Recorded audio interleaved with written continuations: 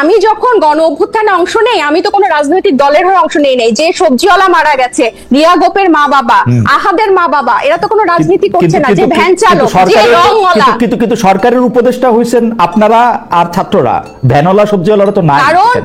কারণ এই ছাত্রদের গণ অভ্যুত্থানে, এবং শুনেন খালেদ ভাই, এই জিনিসটা হচ্ছে কথার পিঠে কথা বলার জন্য। গণ অভ্যুত্থানের নেতৃত্ব দানকারী ছাত্ররাই ওখানে উপদেষ্টা হিসেবে গেছে। এই আলোচনা, এই ডিবেট অনেক আগে শেষ। এবং আমরা যে সংবিধান, এই যে সিস্টেম পরিবর্তনের কথা বলছি বা গণতান্ত্রিক বলছি, ওই সবজিওয়ালা, ওই গার্মেন্টস এর মেয়ে যাতে একটা পথ সৃষ্টি হয়। আমি যে রাজনীতিতে আসবো, আমি একটা প্রিভিলেজ মনে করি নিজেকে, আমি একজন প্রিভিলেজ শহুরে মেয়ে হয়ে যে আমি রাজনীতিতে আসবো, এই পথ কিন্তু গত দশকগুলাতে আমি কখনো দেখি নাই। কিন্তু এখন এই পথটা সৃষ্টি করা লাগবে। আমার মনে হয় আপনি আর একটু ভালো করে দেখতেও পারেন, তাইলে হয়তো আরো কিছু সিমিলারিটিস আপনি দেখবেন। এই গণভোটটাকে কেন আপনারা এটাকে একটা ঝামেলার বিষয় মনে করছেন, যে হে গণভোট, গণপরিষদ, হ্যান ত্যান, এই ব্যাপারটা কিন্তু অনেকটা হালকা হয়ে যায়। এই ব্যাপারটাকে যখন আমরা হালকা করতে চাই না, মানে আমি দেখতে পাচ্ছি খুবই ভারী, গণভোট খুবই ভারী। কিন্তু আমার কথা হচ্ছে রাজনৈতিক দলগুলো যখন একমত হবেন না, রাজনৈতিক দলগুলো, আমার এনসিপির এটা পছন্দ হবে না, বিএনপির ওটা পছন্দ হবে না, জামাতের এটা পছন্দ হবে না, গণ অধিকারের এটা পছন্দ হবে না, তাহলে এই রাষ্ট্রের মালিকানা তো শুধু এই গুটি কয়েক রাজনৈতিক দল না, এই রাষ্ট্রের মালিকা তো জনগণ। আপনি দেখেন এনসিপি যে সংস্কার গুলোতে একমত প্রকাশ করছে বা যে ধরনের সুপারিশ দিচ্ছে, এগুলোতে একটা গণতান্ত্রিক নির্বাচন ব্যবস্থা,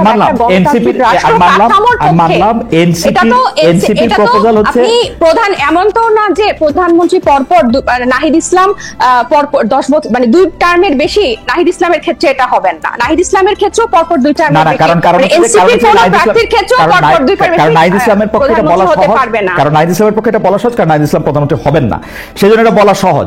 আমি যেটা বলতেছি সেটা হচ্ছে যে জুলাই, মানে আজকের বাস্তবতায় জুলাই সনদ যদি এনসিপির, তার মানে বাকিরা বলছে কারণ তারা শিওর যে তারা প্রধানমন্ত্রী হবে, তাই পথটা, মানে ব্যাপারটা এরকমই তাই পথটা অনন্তকালের জন্য খোলা রাখতে চাচ্ছে। রাইট বিএনপি এরকমই মনে করতেছে। বিএনপি মনে করতেছে যে তারেক রহমান সাহেব প্রধানমন্ত্রী হবেন এবং তিনি যাতে আজীবন প্রধানমন্ত্রী থাকতে পারেন, সেইটার একটা ব্যবস্থা যাতে করা যায়। জুলাই সনদটার ক্ষেত্রে আমার কাছে, মানে আমি প্রশ্নটা আরেকটু প্রিসাইজ করি, যে ধরেন জুলাই সনদটা এনসিপির পছন্দ হইল না, যেগুলি পৃথিবীর সবচেয়ে ভালো ভালো প্রস্তাব জনাব নাহিদ ইসলাম এবং তার দল দিয়েছেন, সেগুলি তাদের পছন্দ হইল না, সেই ক্ষেত্রে কি নির্বাচনের ডেট তখন দেয়া যাবে না? মানে আপনাদের টার্গেটটা কি, আইডিয়াটা কি, যে জুলাই সনদটা ধরেন আমাদের ভালো লাগবে না? আমাদের এটার জন্যই তো আমি আপনাকে শুরুতে কথাটা বললাম। আপনি কিছু ব্যাপারটা বললেন না, যে যদি সব পক্ষ একমত না হয় এরপর কি হবে। অপছন্দ না হওয়া মানে কি, এনসিপি রাজি হচ্ছে না, এনসিপি একমত হচ্ছে না জুলাই সনদে যেভাবে আছে, তখন কি হবে, তখন কার কাছে যাবে? তখন আমাদের কথা হচ্ছে, আপনি মানুষের কাছে জিজ্ঞাসা করেন, আপনি কি এই মানুষের কাছে জিজ্ঞাসা করেন, তো একটাই উপায় নির্বাচন, মানুষের কাছে তো জিজ্ঞেস করার একটাই উপায় নির্বাচন। এই 6টা উপায় বলেছে খালেদ ভাই, এই জিনিসগুলো বাস্তবায়ন করার 6টা উপায় কিন্তু জাতীয় ঐক্যমত্য কমিশন বলেছে। নির্বাচনের আগে গণভোটের মাধ্যমে, নির্বাচনের সময় গণভোটের মাধ্যমে, গণপরিষদ নির্বাচনের মাধ্যমে, নির্বাচনের আগে অধ্যাদেশের মাধ্যমে 6টা পথ কিন্তু বলেছে। শুধু নির্বাচন বাদে বাকি সবগুলো আপনি যে না, সেটাও আছে শেষের দিকে, কিন্তু আপনি এখন গণভোট কেমনে করবেন? আপনার সংবিধানে গণভোট নাই, সংবিধান বাদ দিয়ে গণভোট করবেন? গণ অভ্যুত্থানে, সংবিধানে কি গণ অভ্যুত্থান ছিল? না, ছিল না, সংবিধানে তো গণ অভ্যুত্থান ছিল না, কিন্তু গণ অভ্যুত্থানের পরবর্তীতে সংবিধান মেনে শপথ নিচ্ছে সরকার, এই সরকার গণভোট কেমনে করবে? সেটা তো এটা এই প্রশ্ন, এই ব্যাপারটা যখনই আমরা বলি যে গণ অভ্যুত্থান বা এতগুলা রক্তপাতের পর এই সময় তখনই সবাই বলে যে এই সরকার না, এটা বলবেই এই সরকারের সবগুলি সাংবিধানিক সুবিধা নিয়ে তারপরে সংবিধান মানবে না, তা তো হইতে পারে না। সবগুলি সংবিধানের প্রোটেকশন নিয়ে তারপরে সংবিধান মানবে না, এটা তো হইতে পারে না। মানে এটা পরিষ্কার। আমি কি দেখতে পাচ্ছি সেটা আমি একে বলি, এবার আপনি আপনার মন্তব্য দেন। আমি দেখতে পাচ্ছি যে জুলাই সনদটা কোনোভাবেই এনসিপির পছন্দ হবে না, কারণ এনসিপি যা লিখে দিবে সেটা যদি পুরোটা দেওয়া হয় তাহলে আবার বিএনপি পছন্দ করবে না। তখন বলা হবে যে জুলাই সনদ আমাদের পছন্দ হয় নাই, সুতরাং এখানে এখন নির্বাচন হবে না, গণভোট দাও, জাতীয় পরিষদ নির্বাচন দাও, এই দাও সেই দাও, জাতীয় নির্বাচন ছাড়া বাকি সব কিছু। কারণ যেহেতু নাহিদ ইসলাম প্রধানমন্ত্রী হবেন না, সেহেতু নাহিদ ইসলাম অন্য কাউকে প্রধানমন্ত্রী হতে দিবেন না। আপনি বলেন না এই গণভোট দাও, গণপরিষদ দাও, এই সেই দাও, বাক্যটা এরকম না। আপনি গণভোট সরাসরি, এই যে আপনি আপনি যদি সরাসরি জিজ্ঞেস করেন যে আপনারা প্রধানমন্ত্রীর মেয়াদ 2 বছর 2 বারের বেশি চান কিনা জীবনে, ওনারা যদি বলেন গণভোটে যদি বলে যে হ্যাঁ চাই, তাহলে এটা হবে। ওনারা যদি বলে যে জাতীয় সাংবিধানিক কাউন্সিলের মাধ্যমে প্রতিটা বিষয় গণভোট হবে, প্রতিটা বিষয় তো আলাদা করা আছে না, প্রতিটা বিষয় গণভোট হবে। এত আপনি শোনেন, এই এক ব্যক্তি কেন্দ্রিক, মানে একজন ব্যক্তিকে কেন্দ্র করে 3 বার সংবিধান সংশোধন হয়েছে। এত বড় একটা গণ অভ্যুত্থানের পরে কি আমরা সামান্য এই জিনিসটা করতে পারবো না? আচ্ছা, এটা একটা বলেন তো, এক ব্যক্তিকে কেন্দ্র করে কোথায় 3 বার সংবিধান সংশোধন হয়েছে? ষষ্ঠ সংশোধনী হয়েছে, এই যে আব্দুল সাত্তার আলাদা ব্যক্তিকে কেন্দ্র করে 3টা সংশোধনী হয়েছে, এক ব্যক্তিকে কেন্দ্র করে 3টা হয় নাই। এক ব্যক্তি কেন্দ্রিক মানে 3টা। আচ্ছা, মানে একজন পার্সন কেন্দ্রিক। এনসিপি বা আপনারা এটা মনে করেন কিনা যে এই সরকার জুলাই সনদ নাও করতে পারে? ধন্যবাদ খালেদ ভাই, আমার সহ আলোচক এবং দর্শক যারা দেখছেন সবাইকে শুভেচ্ছা। না, এখন পর্যন্ত আমরা এরকম কোনো কিছু মনে করি না, কারণ এটার কথা অধ্যাপক রিয়াজ স্যার যতবারই গণমাধ্যমের সামনে আসে, যতবারই ওনার বক্তব্য হয়, যতবারই জাতীয় ঐক্যমত্য কমিশনের সাথে রাজনৈতিক দলগুলো বসার পর উনি প্রেসকে ব্রিফ করেন, সব সময় জুলাই সনদের প্রতি গুরুত্ব দেন। এবং জুলাই সনদ এমন একটা বা চার্টার, এটা এমন একটা বেস হবে যেটার উপর এই যে আমরা গণতান্ত্রিক ট্রান্সফরমেশন বলি বা ফ্যাসিবাদ থেকে গণতন্ত্রের দিকে যাত্রা বলি, যেটাই বলি, এই পথটার একটা দিক নির্দেশনা থাকবে বা একটা বেস তৈরি করে দিবে। সো এখন পর্যন্ত, আজকের পর্যন্ত আমার কাছে এই আশঙ্কা মনে হয় না। আমি মনে করি যে সব দলকে আস্থায় নিয়ে এটা সম্ভব হবে। এনসিপি মনে করছে যে সরকার জুলাই সনদ করবে। আমার কাছে কারণ হচ্ছে প্রথম দফার আলোচনা হয়েছে গতকাল থেকে, আবার সেকেন্ড দফার আলোচনা শুরু হয়েছে, এবং এটা খুব আমি বলবো যে গুরুত্বের সাথে এখন পর্যন্ত সব দল দেখছে এবং জাতীয় ঐক্যমত্য কমিশনও দেখছে। কারণ আমাদের এই গণ অভ্যুত্থান পরবর্তী সময়টা আসলে মানে অনেক রক্তক্ষরণের উপর দাঁড়িয়ে, শহীদরা তাকিয়ে আছে। কারণটা নিয়ে আমরা আসতেছি। তো সরকার জুলাই সনদ করবে, জুলাই সনদের ক্ষেত্রে আপনারা একটা জুলাই সনদের ড্রাফট করেছেন, সরকার কি সেই ড্রাফটটাই রাখবে নাকি কোনো চেঞ্জ করবে? এখন এখানে তো যে মৌলিক সংস্কারের বিষয়গুলো আমরা বলছি, প্রত্যেকটা যে কমিশনের প্রস্তাবের ভিত্তিতে, এবং সেখানে জুলাই ঘোষণাপত্রের কথাও আমরা বলছি, এবং এগুলো সবগুলো কিন্তু আসলে জাতীয় ব্যাপার, মানে এগুলো এনসিপির একক ব্যাপার না। জুলাই ঘোষণাপত্র যেটা 31শে ডিসেম্বর আমরা দিতে চেয়েছিলাম সব পক্ষের কে সাথে নিয়ে, মানে ফ্যাসিবাদ বিরোধী গণ অভ্যুত্থানের সব পক্ষকে সাথে নিয়ে, সেটা কিন্তু তখন সরকার নিজেরাই পরবর্তীতে বললো যে এটাই তারা দায়িত্ব নিয়ে এটা করবে। তো 15 কর্মদিবস অনেক পার হয়ে গেছে, ওটা হয় নাই। যাই হোক, যেভাবেই হোক, এখন তারা এটাকে জুলাই সনদে অন্তর্ভুক্ত করবে।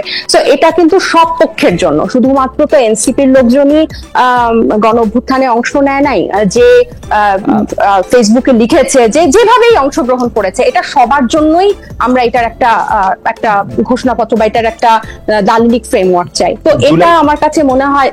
আর এর শেষ করেন আর হচ্ছে জুলাই সনদের মধ্যে যেই মৌলিক সংস্কারের বিষয়গুলো থাকবে, এবং সেই বিষয়গুলো অবশ্যই রাজনৈতিক সব পক্ষের ঐক্যমত হতে হবে। এবং আমি আরেকটা জিনিস এখানে মেনশন করতে চাই, আমরা একটু ছোট ছোট করে ডাক্তার সাহেব, আমরা একটু ছোট ছোট করে কথায় আসি। রাজনৈতিক এই কথাটা বলি, রাজনৈতিক সব পক্ষ, মানে ইউজুয়ালি কি হয় যে রাজনৈতিক দলগুলোই এরকম পুরো দেশের বড় বড় সিদ্ধান্তগুলো নিয়ে থাকে, বা সংবিধান কেন্দ্রিক হোক বা হচ্ছে যে কোনো আইন, রাষ্ট্র কাঠামোর পরিবর্তন কিভাবে হবে, সব সিদ্ধান্ত। কিন্তু এই গণ অভ্যুত্থানটা কিন্তু এই রাজনৈতিক দলগুলোর কারণেই হয় নাই, বরং সাধারণ মানুষ এইটাতে অংশগ্রহণ করার কারণে, সাধারণ মানুষের নেতৃত্বে কিন্তু রাজনৈতিক দলগুলো গণ অভ্যুত্থানে অংশ নিয়েছে। তো এই গণ অভ্যুত্থানের অনেক বড় একটা হকদার বা অংশীদার হচ্ছে অরাজনৈতিক একটা অংশ। তো রাজনৈতিক দলগুলো যদি ঐক্যমতে পৌঁছাতে না পারে, তাহলে আমাদের মতে এটা অরাজনৈতিক বা এই সাধারণ জনগোষ্ঠীর কাছে কিন্তু চাওয়া উচিত যে একদম প্রিসাইসলি আপনারা এই ব্যাপারে কি চান। যাবেন, আমরা নানা দিকে মানে নিশ্চয়ই যাব। আমি যেটা বলতে চাইতেছি হচ্ছে যে জুলাই সনদের মধ্যে আপনাদের লিখিত কিছু প্রস্তাবনা আছে, আপনারা একটা জুলাই ঘোষণা দিতে চেয়েছিলেন, সেই জুলাই ঘোষণাটা সরকারের কাছে আসে। আপনি বলছেন যে জুলাই সনদে সেটা অন্তর্ভুক্ত হবে, সরকার যেগুলিকে সংস্কার মনে করতেছে ঐক্যমত্য কমিশন সেগুলি থাকতে হবে। দ্বিতীয় তৃতীয় যেটা আপনি বলতেছেন রাজনৈতিক পক্ষগুলি ঐক্যমত্যর মধ্যে থাকতে হবে, তো রাজনৈতিক পক্ষগুলি কারা, মানে এনসিপি, বিএনপি, রাজনৈতিক পক্ষগুলি একমত না হলে কি হবে সেটা আমি পরে আসতেছি। আমি যদি ধরে নেই এনসিপিও আসে এর মধ্যে, তাই না, রাজনৈতিক পক্ষ হিসাবে, তো এনসিপি কি এই জুলাই সনদটা মেনে নিবে কোনো একটা পরীক্ষার উপর ভিত্তি করে, নাকি এই জিনিসগুলি থাকতেই হবে এরকম কোন একটা জায়গার মধ্যে থেকে আসে যে এই 5টা পয়েন্ট থাকতে হবে, আমরা যেরকম 5টা দফা দেই 7টা দফা দেই, অর্থাৎ এনসিপির কোন নির্দিষ্ট প্রেসক্রাইবড একটা কিছু আছে কিনা জুলাই সনদের জন্য? এটা তো একদম ওপেনলি আলোচনা হচ্ছে, তাই না? এখন আমরা জাতীয় ঐক্যমত্য থেকে যে পয়েন্টের ভিত্তিতে প্রিসাইজ হয়ে গেছে, এখন গত 10 মাসে কিন্তু আলোচনাটা অনেক ন্যারো এবং প্রিসাইজ হয়ে গেছে যে কোন কোন ব্যবস্থা, নির্বাচন ব্যবস্থা, জনপ্রশাসনে, সাংবিধানিক দুদকে বা বিচার বিভাগে এখন কিন্তু প্রিসাইজ হয়ে গেছে। সো এই ব্যবস্থাগুলা হলে ভিত্তিতে জুলাই সনদটা হওয়া উচিত। এবং যেহেতু নির্বাচন, আপনি যেটাকে প্রিসাইজ বলতেছেন, আমি এটাকে প্রিসাইজ দেখতেছি না, এর মধ্যে অনেক আলোচনার জায়গা রয়েছে, অনেক গ্রে এরিয়া আছে, পয়েন্টগুলা প্রিসাইজ। হ্যাঁ, না পয়েন্টগুলো প্রিসাইজ। এখন ধরা যাক এই জুলাই সনদ আপনাদের পছন্দ হলো না, এনসিপির পছন্দ হলো না, সেই ক্ষেত্রে আপনারা কি করবেন? সেটা তো মানে পছন্দ অপছন্দ, এটা আমি বারবার বলছি যে এটা ধরেন মানে আমাদের পছন্দ হয়ে গেল, অন্য কারো পছন্দ হলো না, সেটাও তো পছন্দটা আগে বলেন, ঠিক হবে না। আপনাদের পছন্দটা আগে বলেন, কারণ অন্য কেউ কিন্তু এটা বলে নাই। নাহিদ সাহেব এটা বলেছেন, আপনাদের দলের আহ্বায়ক, যে জুলাই সনদটা হওয়ার পরেই কেবলমাত্র নির্বাচনের ডেট ঘোষণা করা যাবে, তারপরেই কেবলমাত্র নির্বাচন নিয়ে আলোচনা করা যাবে। আপনারা আমি কালকে পুরো আলোচনাটা শুনতেছিলাম, শুধু আপনাদের দলের পক্ষ থেকে এই মতামত দেওয়া হয়েছে যে জুলাই সনদের আগে এই আলোচনাটা করার তারা মানে দেখতেছে না, জুলাই সনদের পরে তারা করবে। তো জুলাই সনদ যদি আপনাদের পছন্দ না হয়, কথাটা ছিল যে জুলাই না, এখানে পছন্দ অপছন্দ না খালেদ ভাই, কথাটা ছিল এরকম যে জুলাই সনদটা হওয়ার পর যাতে নির্বাচনের তারিখটা দেয়, তাহলে হবে কি যে সব, যদি নির্বাচনের তারিখটা আগে ঘোষণা হয়ে যায় তাহলে সব মনোযোগ বা সবকিছু নির্বাচন কেন্দ্রিক হয়ে যাবে, সংস্কারটা ব্যাহত হবে। আর জুলাই সনদে এনসিপির পছন্দ মতো তো সবকিছু থাকবে না, এখানে সব পক্ষের পছন্দ মতো থাকবে। এটা কিন্তু আমাদের পছন্দ কখন হবে, আমরা যে মতগুলো দিয়েছি ওগুলো যদি সব পক্ষ মেনে নেয় তাহলেই না এই ব্যাপারটা ঠিক হবে। আমি এই জায়গাটায় ডক্টর জাবিন, আমি অ্যাবসলিউটলি এই জায়গাটায় আসতে চাইতেছিলাম। এনসিপি মনে করে তাদের মত সব পক্ষ মেনে নেবে, তাই তো? না না না, এটা হচ্ছে কথাটা ঘোরানো। আমাদের হচ্ছে যেই প্রস্তাবগুলো আছে, আমি যদি আপনি তো প্রত্যেকটা আলাদা আলাদা করে যদি আপনি দেখেন যে আমার ধরে নিলাম আমি এনসিসির ব্যাপারে, জাতীয় সাংবিধানিক কাউন্সিল, এটার ব্যাপারে কি হবে, বা হচ্ছে উচ্চ কক্ষে কি হবে, নারী আসনে কি হবে এবং কেন হবে, সবচেয়ে ইম্পর্টেন্ট নির্বাচন ব্যবস্থাটা গণতান্ত্রিক হওয়ার জন্য নির্বাচন ব্যবস্থা বা নির্বাচন কমিশনটা কি কি সংস্কারের কথা আছে, কি প্রস্তাবে আছে, এগুলোতে হলে হবে কি যে এটা তো শুধু এনসিপির পছন্দ মতো হবে না। আমরা আবার আসবো আপনার কাছে। আমি জনাব সাইদ আব্দুল্লাহ আপনার কাছে বলতে চাই বা আপনার কাছে জানতে চাই যে আসলে যে জায়গায় আমরা ছিলাম সেই জায়গা থেকে আমি যদি আপনাকে বলি যে সিস্টেমের পরিবর্তন দিয়ে আপনি আসলে শুরু করেছিলেন, রাজনৈতিক দলগুলোর অবস্থান দিয়ে আপনি কথা বলেছিলেন, কিন্তু আমরা যে রাজনৈতিক দলকে এখন আসলে ক্ষমতার কাছাকাছি যাওয়ার জন্য, যেটি ডক্টর জাবিন বললেন যে দুবার প্রধানমন্ত্রী থাকবেন কিনা পরপরের বেশি, দুবার বা লাগাতার একবার দুবার, নাকি পরপর দুবার, নাকি 3বার, এইটা নিয়ে যখন তারা কথা বলে তখন আমরা স্পষ্ট বুঝতে পারি যে তারা আর কোনোদিন কোনো সংস্কার করবে না, এবং সংস্কার যে করবে না এইটা বলে তারা যেন তেন রকমে একটা শুধু নির্বাচন চায় এবং ক্ষমতায় যাওয়ার পরে তারা সেইটাই করবে যেটা তারা করতেছিল। আমি এই ব্যাপারটাকে একটু ব্যাখ্যা করি। 15 বছর পরে নির্বাচনের যাওয়া এবং কি কি বিষয় নিয়ে তারা কাজ করবে সেটা যদি আমি পিছনে ফিরি, তাহলে আমি আওয়ামী লীগের দুঃশাসন দেখতে পাই, কিন্তু বিএনপির কি চেঞ্জ আমরা দেখি যে বিএনপি এখন দাবি করতেছে যে তারা সবচেয়ে সংখ্যাগরিষ্ঠ লোক, তাদেরই মানুষ ভোট দিবে, তাদেরকেই প্রধানমন্ত্রী বানাবে। কেন, কি করছে বিএনপি? ভাই এটা দেখার জন্য তো ইলেকশন দরকার। আমার কথা, বিএনপি কে যদি মানুষ না পছন্দ করে ভোট দিয়ে নির্বাচিত করবে না, খুবই সিম্পল উত্তর। মানে এইটা তো আমি বা আপনি আমরা কি এটা ঠিক করে দিতে পারি যে বিএনপি কে কে দেখতে পারলো না পারলো না? বিএনপি যদি অপকর্ম করে, বিএনপি কে যদি পছন্দ না করে, বিএনপি একটা ফেয়ার ইলেকশনে বিএনপি হেরে যাবে। না, কিন্তু সাইদ আব্দুল্লাহ, আপনি ফেয়ার ইলেকশন বলতে কি বুঝেন? আপনি যদি নির্বাচনের এই কাঠামোগত সংস্কারটা আপনি না করেন, তাইলে আমার মতো লোক ধানের শীষের একটা মার্কা নিয়ে গিয়ে এবং বিএনপি অফিস থেকে কারি কারি টাকা নিয়ে গিয়ে আমি ভোট কিনে চলে আসবো তো? আমি তো হুন্ডা এবং গুন্ডা দিয়ে ইলেকশন প্রভাবিত করব, আমি তো ফেয়ার ইলেকশন পাবো না। ব্যাপারটা হলো কি খালেদ ভাই, বিগত আমার মনে হয় যে অনেকগুলা টার্ম আমরা শুধুমাত্র ওই আমি ডামির ভোট, নৈশ ভোট সবকিছু দেখে আমাদের কাছে মনেই হচ্ছে যে সামনেও এটাই হবে। তো তাহলে আমি বলতে চাই এই মুহূর্তে দাঁড়িয়ে গণ অভ্যুত্থানের প্রায় 10 মাস শেষ হয়ে গেল। ডক্টর মোহাম্মদ ইউনূস অন্তত পক্ষে, তার তো শুধু ইলেকশন কমিশন না, তার তো পুলিশ বলেন, শাসিবিক জায়গা বলেন, এই জায়গাগুলো তো সংস্কারের একটা ম্যান্ডেট তার আছেন। তো তাহলে কি সংস্কার হইলো যে আবার ওই শেষটাতে ভোট চুরি করার মতো পদ্ধতিটা থাকলো? আইন শৃঙ্খলা বাহিনীর কি সংস্কার হইল না তো, সংস্কার হয় নাই তো। সবগুলি জায়গায় বিএনপির লোক বসে আছে, সবগুলি জায়গায় বিএনপির লোক বসে আছে, সংস্কার কেমনে হবে? যেখানে বিএনপির লোক নাই সেখানে জামাতের লোক আছে, অল্প কিছু এনসিপির লোক আছে, এই তো।